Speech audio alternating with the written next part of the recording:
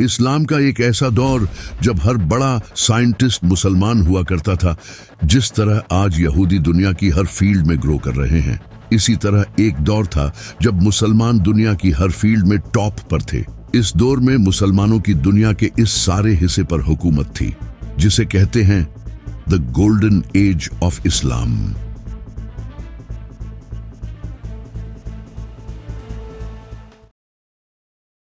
साल 661 ईस्वी, जब मेरे मौला अली अलैहिस्सलाम की वफात के बाद मुआविया बिन अबी सुफियान के हाथ हुकूमत आई।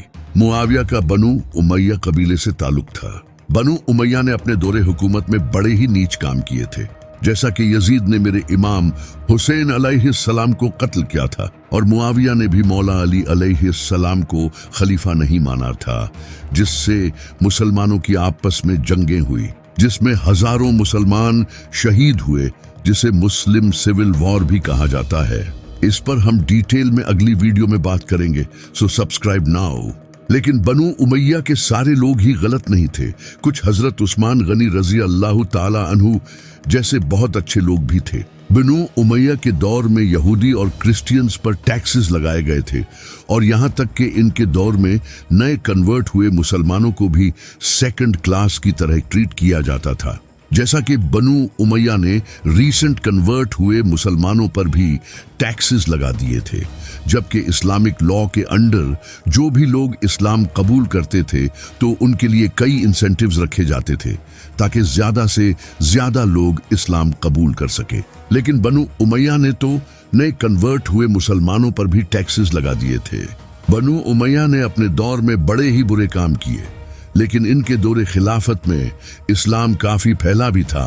जैसा कि ये जो एरिया आप देख रहे हो, नबी पाक सल्लल्लाहु अलैहि वसल्लम के दौर में मुसलमानों ने इस हिस्से पर कब्जा कर लिया था और ये सारा एरिया खलफाए राशिदीन के दौरे खिलाफत ने फतह किया और ये येलो कलर का हिस्सा बनु उमैया ने कॉन्कर कर लिया था, जिसमें अफ्रीकिया, ट्रांसोक्सियाना, सिंध, मगरिब, हिस्पानिया, ये सारे इलाके बनु उमैया के अंडर चुके थे। 661 से 751 ईस्वी तक बनु उमैया ने हुकूमत की, लेकिन फिर एंट्री होती है बनु अब्बास की। बनु अब्बास नबी पाक सल्लल्लाहु अलैहि वसल्लम के चचा हजरत अब्बास रजी अल्लाह ताला अन्हु की औलाद में से थे, यानी कि एक तरह से नबी पाक सल्लल्लाहु अलैहि वसल्लम के खानदान में से थे। बनु अब्बास मानते थे कि हम नबी पाक सल्लल्लाहु अलैहि वसल्लम की औलाद में से हैं, तो खिलाफत भी हमारे पास होनी चाहिए। बनु अब्बास इस्लाम को इसके असल रूट्स की तरफ वापस लेकर जाना चाहते थे, क्योंकि बनु उमैया ने मुसलमान उम्मत का बीड़ा गर्क कर दिया था। बनु अब्बास अपने इस मोटिव को पूरे किंगडम में फैलाने लगे और बनु उमैया के खिलाफ प्रोपेगेंडा शुरू कर दिया। इसके 20 साल बाद बनु उमैया की हुकूमत में सिविल वॉर शुरू हो गई, तो बनु अब्बास ने इसी मौके का फायदा उठाया और इसी वक्त खुरासान के ईस्ट में अबू मुस्लिम ने अरब और पर्शियंस को अपने साथ इकट्ठा किया। बनु अब्बास की इस रेवोल्यूशन को सपोर्ट करने के लिए 747 ईस्वी में अबू मुस्लिम अपनी फौज के साथ खुरासान और बाकी सूबों पर कब्जा करने लगता है और मरवान, जिसे बनु उमैया का खलीफा बनाया गया था, उसे मार देता है। बनु उमैया को हराने के बाद अबू अल अब्बास अल सफा अब्बासी सल्तनत का पहला खलीफा बनता है और अबू मुस्लिम को खुरासान का गवर्नर बना दिया जाता है। बनु अब्बास के हाथों में पावर आना इस्लाम का पावरफुल बनने जैसा था। 745 ईस्वी में अल मंसूर बनु अब्बास का दूसरा खलीफा बनता है।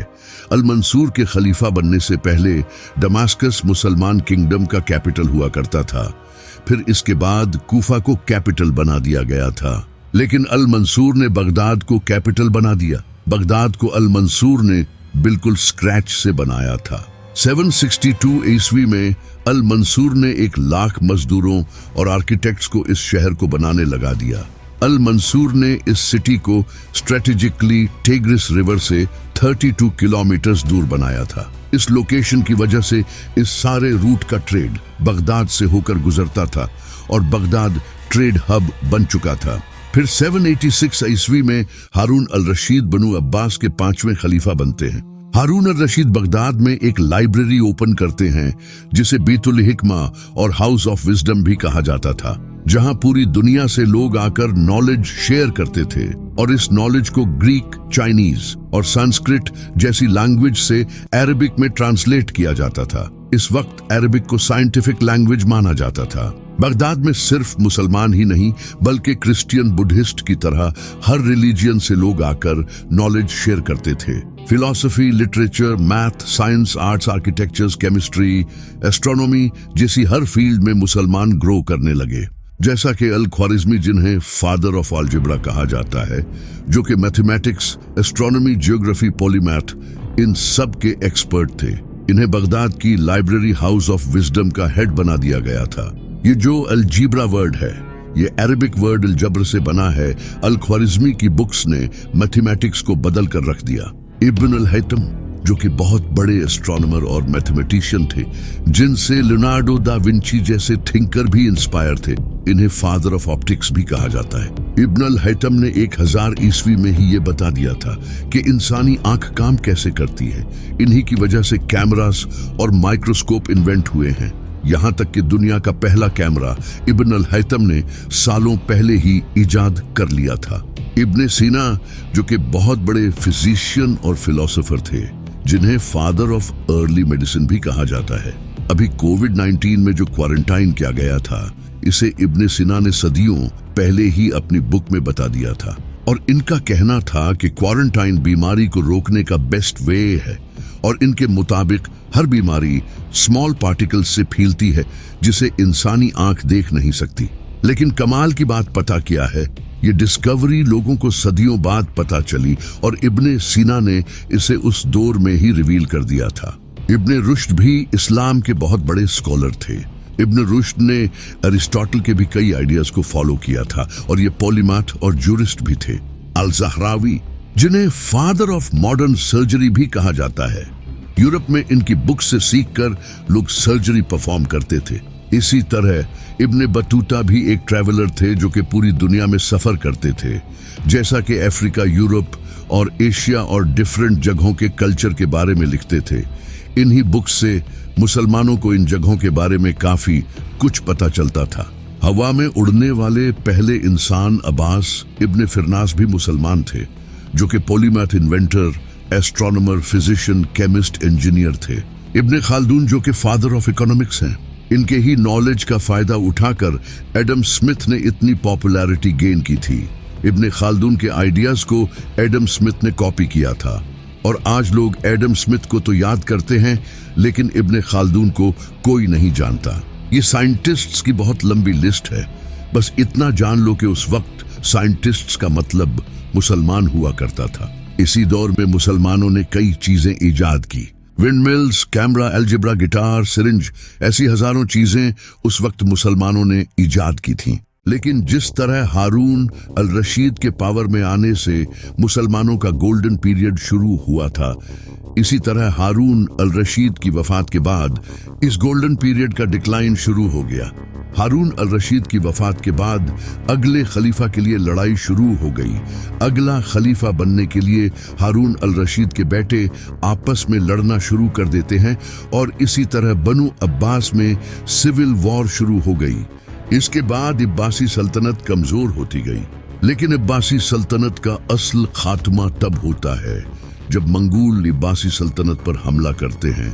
मंगूल बनु अब्बास के आखिरी खलीफा अल मुत्तसिम को भी कत्ल कर देते हैं और यहाँ तक कि मंगूल ने बगदाद की लाइब्रेरी को भी आग लगा दी थी। लेकिन अभी तक भी एजुकेशन के लिहाज से इस्लाम का हाल कुछ ज्यादा बुरा नहीं था। लेकिन फिर बनु अब्बास के बाद ऑटोमन एम्पायर की हुकूमत आई। ऑटोमन एम्पायर की दुनिया के इस सारे हिस्से पर हुकूमत थी और ऑटोमन एम्पायर उस वक्त दुनिया की सबसे पावरफुल हुकूमत थी। लेकिन फिर ऑटोमन एम्पायर के दौर में यूरोप में प्रिंटिंग प्रेस इजाद होने की वजह से लोगों के हाथों में बुक्स आ जाती है, जिससे यूरोप में यहूदी और क्रिश्चियंस का लिटरेसी रेट बढ़ने लगता है। इस मशीन से पहले बुक्स हाथों से लिखी जाती थी, लेकिन ऑटोमन एम्पायर में इस प्रिंटिंग प्रेस को बैन कर दिया गया, जिसके पीछे कई वजह थी। जैसा कि अगर प्रिंटिंग प्रेस से लोगों के हाथों में बुक्स आ जाती तो अथॉरिटी के लिए ये खतरा बन जाता, क्योंकि इससे लोग बुक्स को डायरेक्ट एक्सेस कर सकते थे और लोगों का इस्लामिक और पॉलिटिकल नॉलेज एक्सेस करना इनके लिए खतरा बन सकता था। इसके अलावा उस वक्त मुसलमान हाथ से लिखी हुई बुक्स पढ़ना पसंद करते थे। इन्हें ये नई तरह की बुक्स पसंद नहीं आई। उस वक्त लोग हाथ से बुक्स लिखकर पैसे कमाते थे। इस मशीन की वजह से इनकी नौकरियां भी खतरे में थी। इन रीजंस की वजह से ही प्रिंटिंग प्रेस को बैन कर दिया गया था। इस बैन के 300 साल बाद प्रिंटिंग प्रेस को तुर्कियों ने अलाउ कर दिया, लेकिन इन 300 साल में यहूदी और क्रिश्चियंस ने बहुत कुछ सीख लिया था और मुसलमान पीछे रह गए। और आज ये हालत है कि अगर मैं आपसे आज के किसी मुस्लिम साइंटिस्ट का नाम पूछूं तो आपको बिल्कुल नहीं पता होगा।